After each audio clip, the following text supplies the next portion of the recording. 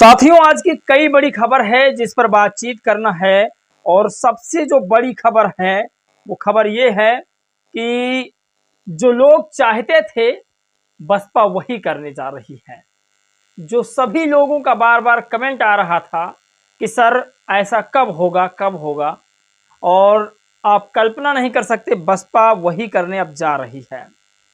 बड़ी खबर आपको बता दें, मध्य प्रदेश से बसपा ने एक बड़ा कदम उठाया है और इस कदम की सराहना सभी लोग कर रहे हैं। जिस तरह से बसपा का अस्तित्व घटा था और इस काम के बाद पूरी उम्मीद से मैं कह सकता हूं कि बसपा का जो जनाधार है वो 110% बढ़ेगा। और सबसे बड़ी खबर, भीम आर्मी जय भीम संगठन है मंजीत सिंह नौटियाल का, वो राजस्थान गए थे और वहां की जो घटना उन्होंने देखी है, सरकार से बड़ी अपील की है। एक घटना मध्य प्रदेश, एक घटना राजस्थान और एक घटना बहराइच और एक घटना तमिलनाडु की। ये चार घटनाओं का लिंक मैं आपको बताऊंगा क्या जोड़ता है आपस में। आखिर अमेठी वाले मामले में मंजीत सिंह नौटियाल ने सरकार से बड़ी डिमांड की है, आपको इस वीडियो में बताएंगे। लेकिन वही सबसे बड़ी खबर, यूपी के बहराइच से जो खबर निकल कर आई है उस खबर को हमें समझना चाहिए। आप कल्पना नहीं कर सकते, हरियाणा में राहुल गांधी जी ने अपने आप चुनाव हारने की पूरी कसम खा ली थी, इसी वजह से चुनाव हार चुके हैं और इसके पीछे की पूरी कहानी आपको हम बताएंगे। बीएसपी के कई जो पदाधिकारी थे जो बसपा छोड़ चुके थे, वो बसपा में फिर से शामिल होने की बहन जी से गुहार लगा रहे हैं। तो इससे आप समझ सकते हैं कि बसपा रिटर्न होने वाली है। तो तमाम बड़ी खबर है, 10 बड़ी खबर है जिस पर बातचीत करेंगे। चलिए वीडियो आज की शुरू करते हैं और हर खबर पर विस्तार से बातचीत करते हैं। नमस्कार साथियों, मैं हूं पराग और आप सभी का एक बार फिर से मैं बहुत बहुत स्वागत करता हूं। साथियों, आज की कई बड़ी खबर है जिसमें 10 सबसे इंपॉर्टेंट खबर है जिसको मैं आप लोगों के सामने लेकर आया हूं। पहली खबर में चंद्रशेखर आजाद ने एक खबर शेयर किया है और वो खबर है मुंबई की। मुंबई में बाबा सिद्दीकी की हत्या कर दी जाती है और ये बाबा सिद्दीकी वही हैं जो कुछ दिन पहले कांग्रेस पार्टी में थे, अभी रिसेंट में एनसीपी पार्टी में शामिल हुए हैं और ये एनसीपी पार्टी में शामिल होते ही इनकी हत्या कर दी गई है। ये बहुत ही भयावह घटना है। मुंबई में पूरी तरीका से हल्ला मच चुका है, पूरी तरीका से जाम हो चुका है। सलमान खान जैसे बड़े बड़े दिग्गज नेता, अभिनेता अब उस शूटर से डरने लगे हैं और उस शूटर को, जो इसने शूट किया था, उसको लोग हीरो बना रहे हैं। आप कल्पना नहीं कर सकते हैं, ये तस्वीर शो हो रही है। ऐसे ऐसे शूटरों का उसमें नाम है और इस शूटर को लोग हीरो बना रहे हैं। कुछ खास समुदाय के लोग, जो संवर समाज से लोग आते हैं। तो ये सबसे आज की बड़ी खबर है। और चंद्रशेखर ने कहा इस पर कि एनसीपी नेता बाबा सिद्दीकी की मुंबई में गोली मारकर हत्या बेहद दुखद और दंडनीय है। मेरी संवेदनाएं परिजनों और उनके समर्थकों के साथ है। प्राकृतिक उन्हें इस असीम दुख को सहने की शक्ति प्रदान करे। ये हत्या एनडीए व डबल इंजन वाली सरकार की कानून व्यवस्था भी गंभीर सवाल खड़ा करती है। जो सरकार अपने ही नेताओं की सुरक्षा नहीं कर सकती है, वो आम नागरिकों की सुरक्षा कैसे कर सकती है। और कुछ समय पहले बाबा सिद्दीकी को धमकी भी मिली थी, चंद्रशेखर का ये कहना है। तो वहीं पर बीएसपी के नेताओं का बड़ा ऑब्जेक्शन है। बीएसपी के नेताओं ने कहा, मैं किसी भी विपक्षी नेताओं के ऊपर जुल्म ज्यादती होगा तो उस पर आवाज नहीं उठाऊंगा। इसके पीछे का कारण क्या है? बहुजन समाज पार्टी के नेता क्यों कसम खा लिए हैं कि हम विपक्षी नेताओं के ऊपर हुए अपराधों पर नहीं बोलूंगा, अगर कोई उनके साथ बदसलूकी करता है तब भी नहीं बोलूंगा। कारण मैं आपको बता दूं। दरअसल दोस्तों, बीएसपी के नेता और समर्थक ये कह रहे हैं कि अब जितने भी विपक्षी के लोग हैं उन पर हम जो है कमेंट नहीं करेंगे, ना ही उन पर कुछ अत्याचार होगा तब कमेंट करेंगे। क्योंकि आपको बता दें कि तमिलनाडु में बहुजन समाज पार्टी के जो प्रदेश अध्यक्ष थे अमर स्ट्रॉन्ग साहब, उनकी दर्दनाक हत्या कर दी गई थी।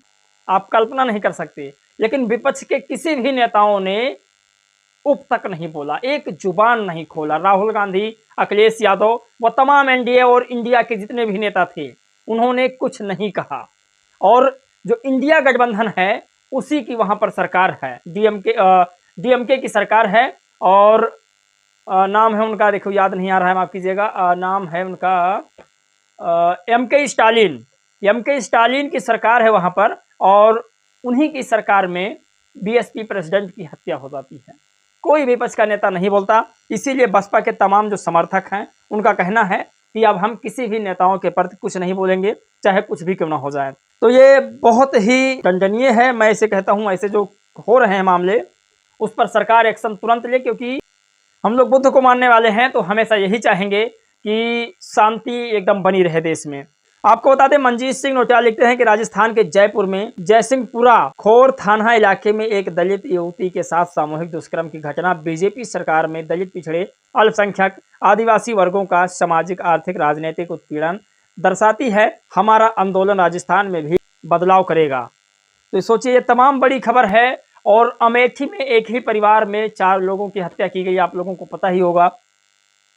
तो आप समझिए कि इस पर भी मनजीत सिंह नोटियाल ने वहां पर पहुंच करके और 32 लाख रुपए का मुआवजा, 5 बीघा जमीन और एक सरकारी नौकरी की मांग की है।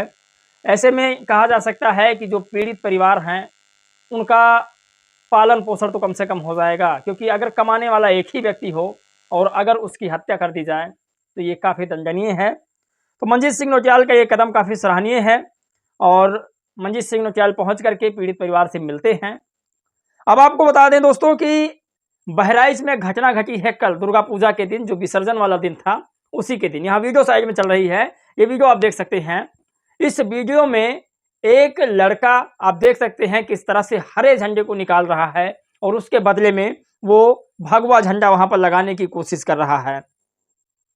तो ये भगवा झंडा लगा रहा है, इसी को चलते बहराइच में विवाद हुआ है और इस पर ज्यादा नहीं बोला जा सकता है क्योंकि मामला बहुत घमासान चल रहा है इस समय बहराइच में। और मैं ज्यादातर दलित पिछड़े समाज से यही कहूंगा कि ऐसे मामलों में चुप्पी बरते रहें तो ज्यादा बेहतर है, क्योंकि मामले में आग लग चुकी है, पूरा बहराइच जल रहा है और मामले में भी भूचाल लगा हुआ है। तो आप कल्पना नहीं कर सकते, गोपाल मिश्रा नाम का व्यक्ति था जिसकी जो है गोली लगने से हत्या हुई है। अब सबसे बड़ी चीज है कि इस पूरे माहौल को उकसाने वाला कौन था। आप कल्पना नहीं कर सकते, जब भी कहीं दंगा होता है तो सबसे पहले उसे उकसाया जाता है, तभी वो दंगा होता है।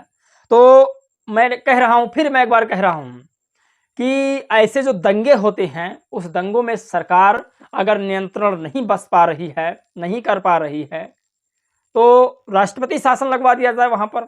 आप कल्पना नहीं कर सकते इस बात को लेकर कि ये कि मामला बहराइच में हुआ है। मैं इसका विरोध करता हूं, क्योंकि जिस परिवार से जिसका बेटा चला जाता है उसके दिल से पूछे उसके दिल पर क्या गुजरती है। आज ही के दिन कई दलित बच्चियों के साथ रेप हुआ है, कई दलित बच्चों को मारा गया है। एक परिवार से 4 व्यक्तियों को मार दिया जाता है।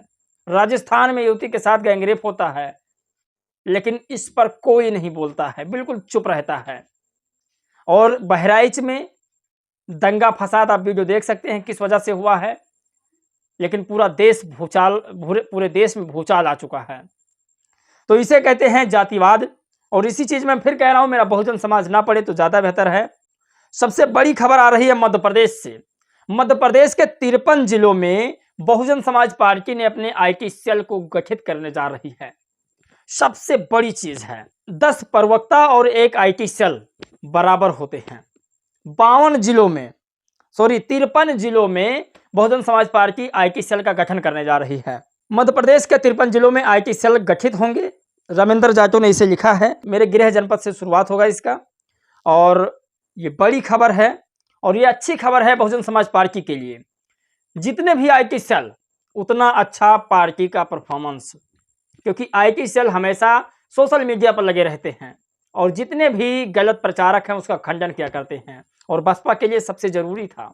तो ये तमाम बड़ी खबर थी आज की जो वायरल हो रही थी, और हर खबर को आपको जानना बहुत जरूरी था। आपको बता दें कि राहुल गांधी SC ST और संविधान का, बाबा साहब का मुद्दा लेकर के लोकसभा चुनाव में 99 सीट हासिल कर लेते हैं, लेकिन वहीं जब हरियाणा का चुनाव आता है तो आप कल्पना नहीं कर सकते, ये उतावले हो जाते हैं। अमेरिका में जाते हैं, भाषण देते हैं और कहते हैं कि मैं भारत से आरक्षण को समय आने पर खत्म कर दूंगा। फिर क्या SC ST की इन्होंने पावर देख लिया। हरियाणा में पावर SC ST ने अपना दिखा दिया, यादव समाज ने भी दिखाया। यादव समाज जो यादव बहुल्य क्षेत्र था वहां पर 21 सीटों पर यादव ने बीजेपी को समर्थन कर दिया। तो मैं फिर कह रहा हूं कि जीत से पहले जीत का जश्न नहीं मनाना चाहिए, और राहुल गांधी ने ऐसा ही किया हरियाणा में, और नतीजा आपके सामने था। खासकर SC ST OBC को नहीं उकसाना चाहिए, क्योंकि ये बहुसंख्यक हैं और इन्हीं से सरकार बनती है और सरकार गिरती है। बड़ी खबर है कि बसपा सुप्रीमो मायावती जी ने आकाश आनंद को हाई कमान सौंप दिया है। अब आकाश आनंद चाहे पार्टी में किसी को रखें या निकालें, पूरी जिम्मेदारी, जितनी नैतिकता थी बहुजन समाज पार्टी की, वो आकाश आनंद को मिल चुकी है। लास्ट की सबसे बड़ी खबर हम आपको बता दें, आकाश आनंद के आने के बाद हो सकता है जितने लोग बहुजन समाज पार्टी में आना चाहते थे वो आ जाएं। बसपा के विरुद्ध परसेप्शन में मायावती जी की मीडिया से दूरी मुख्य कारण है। पूरी दुनिया का पॉलिटिशियन अब सोशल मीडिया इन्फ्लुएंसर तक से संवाद का प्रयास कर रहा है, तब बसपा सुप्रीमो मायावती जी अन्य और पीटीआई पर निर्भर हैं और उनके मुख्य राजनीतिक सलाहकार श्री सतीश मिश्रा जी एक बसपा समर्थक न्यायिक अधिकारी के विरुद्ध लड़ाई लड़ रहे हैं और 2 बीबी के मालिक हैं। बसपा में उनकी जाहिरा दिलचस्पी नहीं है दिखती है। बसपा मांगे दद्दू प्रसाद, बाबू सिंह कुशवाहा, बाबूलाल कुशवाहा, रामाधीन सिंह, बादशाह सिंह और करवरिया परिवार और जंग बहादुर पटेल जैसे तमाम, याकूब कुरैशी, स्वामी प्रसाद मौर्य जैसे तमाम नेताओं को बहुजन समाज पार्टी में वापस होने की बहुत जोरों से मांग लोगों में चल रही है और लोगों का मानना है अगर ये लोग आते हैं तो बहुजन समाज पार्टी में एक नया बदलाव होगा। आप लोग की क्या राय है, क्या प्रक्रिया है, जवाब अपना जरूर दीजिएगा। जय भीम, नमो बुद्धाय।